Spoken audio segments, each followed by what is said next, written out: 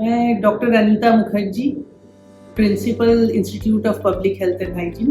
बच्चों, आज हम लोग डिस्कस करेंगे कि DRIT मतलब diploma in radio imaging technology और BRIT bachelor in radio imaging technology, इन दोनों में क्या अंतर होता है। तो सबसे पहला जो अंतर होता है, जो डिप्लोमा है वो 2 साल का है और जो डिग्री है bachelor in radio imaging technology वो 3 साल का है। और उसी हिसाब से अगर फीस भी देखें तो ये 2 साल के लिए फीस देंगे और वो 3 साल के लिए देंगे।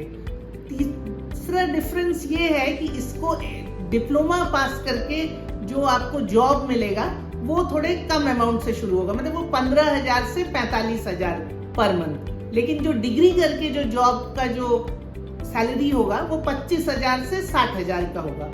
अब डिप्लोमा का अलग से एक फायदा भी है, एक तो कम समय तो लगता ही है, दूसरा है कि जॉब इसमें ज्यादा है।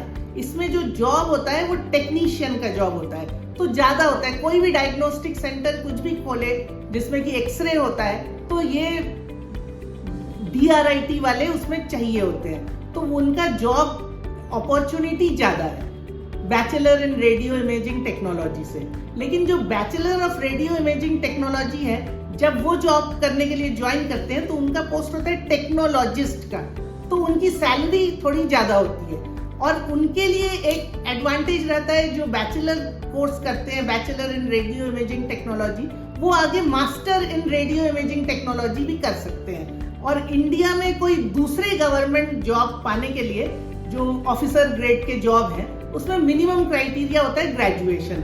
तो वो बैचलर वाला जो है bachelor in radio imaging technology BRIT, वो है ग्रेजुएशन, और ये जो है DRIT ये है डिप्लोमा।